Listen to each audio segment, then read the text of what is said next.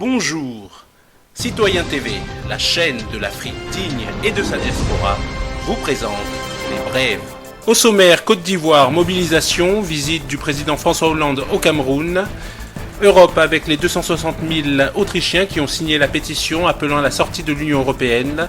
France et les écoutes de la NSA, analyse de Luc Michel. Grèce, référendum. Et pour finir, les titres de l'actualité en Syrie. Côte d'Ivoire, déclaration d'Achille Niaouré. On disait que le régime Dramane Ouattara avait une odeur de fin de règne, mais je suis plus que convaincu que maintenant ce régime a atteint son apogée et est donc à sa fin. Cette année 2015, nous mettrons fin au banditisme, à l'imposture et le désordre incarné par Dramane Ouattara et ses sbires. La jeunesse de Côte d'Ivoire se donnera ce plaisir. Cette jeunesse, tant marginalisée, n'a jamais baissé les bras. Une jeunesse responsable, debout, déterminée et pleine de conviction. Jeunesse ivoirienne, nous serons face à notre destin très bientôt et l'histoire en sera témoin. J'ai vu la chute de Ouattara, j'ai vu la libération de tous les prisonniers politiques, j'ai vu le retour des exilés politiques et enfin j'ai vu le retour du père de la démocratie en Côte d'Ivoire, le président Laurent Gbagbo. Mais cela s'est fait grâce à notre mobilisation car déterminés à aller jusqu'au bout. Dieu est avec nous, qui pourra freiner notre détermination? Alors, à très bientôt.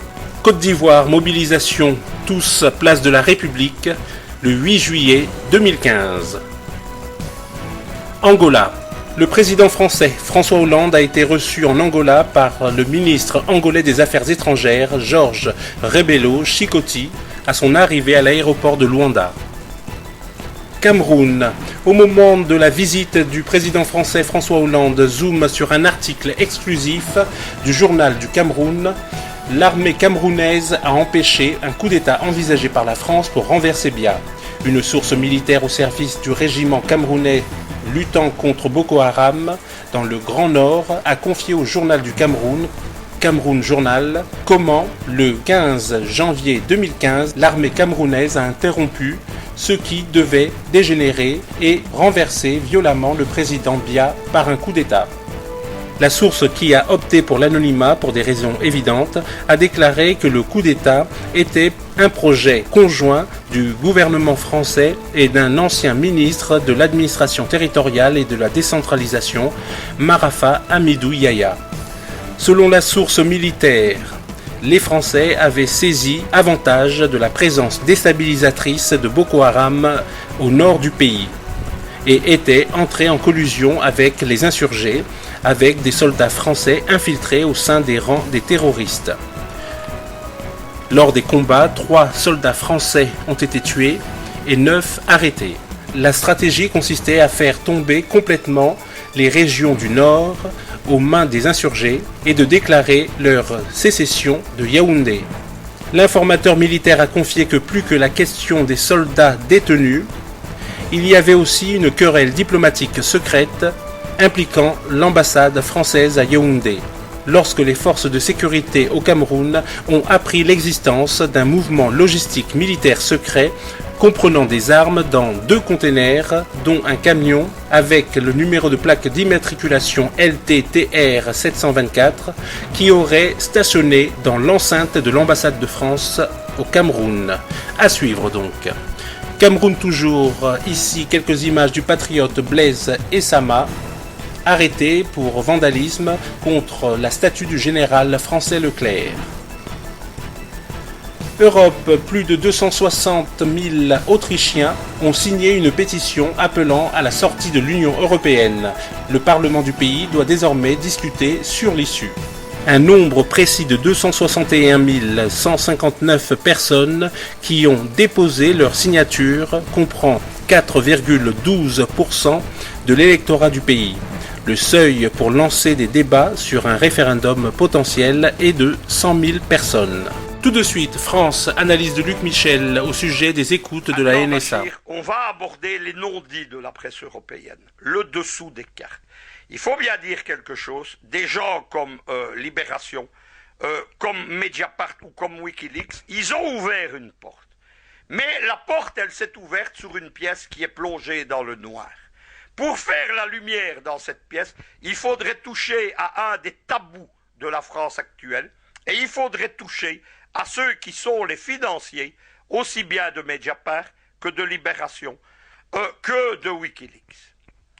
J'ai toujours eu, Bachir, d'immenses réserves sur Wikileaks et sur Julian Assange. Pour une première raison, c'est que, à ses débuts en tout cas, Assange a été financé par la galaxie Soros avec ses fondations, c'est-à-dire par l'un des éléments centraux de l'agression américaine dans le monde. Il faut dire que Soros, s'il finance des révolutions de couleur au Moyen-Orient, en Eurasie et en Afrique, pour servir Washington, a parfois de curieux autres fers au feu, puisqu'il a financé et offert les cadres du mouvement Haute-Port au fameux mouvement Occupy Wall Street, c'est-à-dire quelque chose qui visait, pour des raisons que Soros lui seul connaît, qui visait à déstabiliser Wall Street et la bourse américaine. Assange a joué un rôle très important avec son Wikileaks dans le lancement du printemps arabe en 2011. Il faut quand même dire une chose, c'est que tous les pays visés, l'Égypte, la Tunisie, la Jamaïria de Kadhafi par exemple, eh bien, ont été au départ victimes de soi-disant révélations de documents de Wikileaks sur leur rapport dans la guerre contre le terrorisme précisément avec certaines puissances occidentales, sur leur rapport avec par exemple la France de Sarkozy. Ça a évidemment été un élément puissant de déstabilisation, ça a même été, les révélations de Wikileaks, l'élément déclencheur de la seconde phase de la soi-disant révolution du jasmin contre Ben Ali en Tunisie. Mais il y a encore autre chose derrière ça, Bachir. Bachir, comme dirait mon ami Jean de Dieu, vous ne m'avez jamais rien refusé, je vais encore vous demander 2-3 minutes pour pouvoir expliquer complètement à nos téléspectateurs ce qui se passe. Il y a un autre dessous des cartes derrière tout ça. Il y a en ce moment en France une réaction d'une partie de la classe politique française gaulliste, les vieux gaullistes, qui refusent la suggestion de la France de Sarkozy-Hollande aux États-Unis et qui voudrait revenir notamment à une politique d'alliance, à cet axe Paris-Moscou. Vous savez que l'alliance avec la Russie, c'était un des grands thèmes du général de Gaulle, qui parlait d'ailleurs, c'était un mauvais géopoliticien, mais il avait quand même le mérite de le dire, il parlait d'une Europe de l'Atlantique à l'Oural, il fallait dire évidemment de l'Atlantique au Pacifique. Mais le général de Gaulle était un homme formé avant la Première Guerre mondiale, avec une géopolitique qui ne prenait absolument pas en compte la Sibérie et l'Asie. Eh bien, il y a un certain nombre de personnalités politiques qui sont apparus publiquement, qui veulent mettre un terme à la querelle franco-russe, aux sanctions, etc. Il y a des personnalités de premier plan, l'ancien Premier ministre précisément de Sarkozy, Fillon, qui est absolument en lutte avec Sarkozy pour le contrôle de la droite. Il y a l'ancien président Giscard d'Estaing, et là, c'est un véritable bouleversement puisque Giscard d'Estaing était le chef dans les années 60 de ce parti américain que dénonçait le général de Gaulle. Il y a aussi le sénateur Dassault, le patron de la grande firme d'aviation, qui est intervenu dans l'affaire des Mistral. Tout ça, évidemment, est insupportable aux Américains.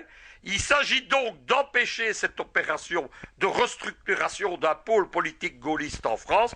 Et donc, toute l'opération lancée par Wikileaks, FranceLeaks, c'est en fait un contre-feu qui permet de redonner un vernis de patriotisme au régime de François Hollande et au parti de Nicolas Sarkozy, qui sont unis dans l'affaire. Il y a eu notamment des réunions communes entre gauche et droite. Il s'agit évidemment de faire croire que ce régime est encore un régime indépendant, alors que c'est un régime colonial. Et on en arrive, Bachir, à la lumière dans la pièce noire. Pourquoi ne donne-t-on pas la lumière sur cette affaire à Libération, à Wikileaks ou encore à Mediapart? Parce que ce qui explique la suggestion de la France, ce qui explique l'arrivée au pouvoir du parti américain avec Sarkozy et Hollande, c'est la grande opération, j'en ai déjà parlé, d'entrisme des Américains en France, lancée précisément sous le règne de Giscard d'Estaing à la fin des années 70. Alors, Luc, c'est la fameuse French American Foundation dont vous nous parlez souvent et c'est par là que nous sortons. C'est la fameuse French American Foundation qui a pris pendant maintenant 45 ans des milliers de membres de l'élite française, pas seulement de la politique, mais surtout de la finance, de la diplomatie, des médias, des journaux, dont des gens qui sont aujourd'hui les grands financiers de Libération notamment. Dans le premier gouvernement de François Hollande, les membres de cette French American Foundation étaient au nombre de 9, dont le président. L'un de ses membres phares, c'est Najo Nouad Belkacem, qui essaye d'importer précisément en France toute la thématique américaine pour détruire la famille européenne traditionnelle, notamment la fameuse théorie du genre. Et on est là, évidemment, au cœur du grand secret de la politique française, c'est-à-dire d'expliquer que les élites françaises actuellement au pouvoir, ce sont des élites américanisées sur lesquelles on a des moyens de chantage parce qu'on les a aussi largement financées. Et j'ai évoqué mon ami Jean de Dieu, je vais évoquer pour une fois son analyse.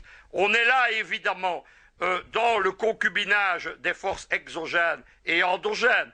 Les forces exogènes, c'est l'impérialisme américain. Les forces endogènes, c'est évidemment cette classe politique du parti américain.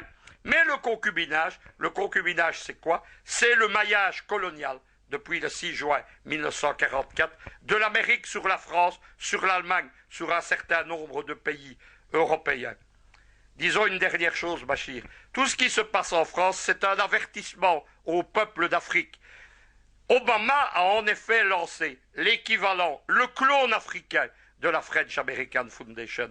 C'est la Young African Leader Initiative, les fameux YALI dont je vous parlais inlassablement parce que c'est un danger mortel pour l'Afrique. Eh bien, le rôle assujetti aux YALI, le rôle que Obama leur a donné, c'est précisément, comme il y a aujourd'hui une France américaine, de faire une Afrique américaine. Merci Luc Michel. Et dans votre sillage, il y a ce téléspectateur Mayar Foning qui nous écrit, qui nous fait comprendre que Paris a aussi mis sur écoute les présidents africains et c'est plein d'être écouté par les États-Unis. Un adage africain dit, quand tu te baisses pour regarder le derrière de quelqu'un, sache qu'il y a aussi quelqu'un derrière toi qui te regarde. Merci, c'est Mayar Foning qui nous écrit. Merci à ses correspondants. On va donc faire place au débat. Tout de suite, Grèce, référendum. Pour Télévisie, à la Nation, M. Tsipras a déclaré qu'Athènes continuerait à négocier avec ses créanciers internationaux et insisté sur le fait que la Grèce désirait rester dans la zone euro. Il a indiqué qu'un vote non ne signifiait pas une rupture avec l'Europe, mais un retour à l'Europe des valeurs démocratiques. Il a rejeté les accusations des dirigeants européens selon lesquelles le référendum n'était qu'un vote destiné à rester ou sortir de l'Union européenne. La Grèce a déposé une nouvelle offre après dépasser le délai de remboursement du prêt du FMI, mais qui fut immédiatement repoussé par l'Allemagne. Et bien que les préparatifs soient déjà en cours pour le vote, après que le Conseil de l'Europe eut déclaré qu'il ne respectait pas les normes européennes. Et pour finir, les titres de l'actualité en Syrie. Al-Halaqi visite les lignes de défense militaire ainsi que la cité industrielle à Alep.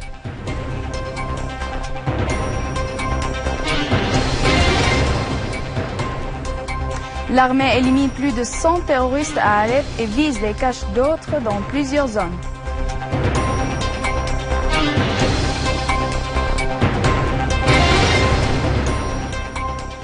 Des soldats israéliens tuent un jeune Palestinien qui voulait faire la prière dans la mosquée Al-Aqsa.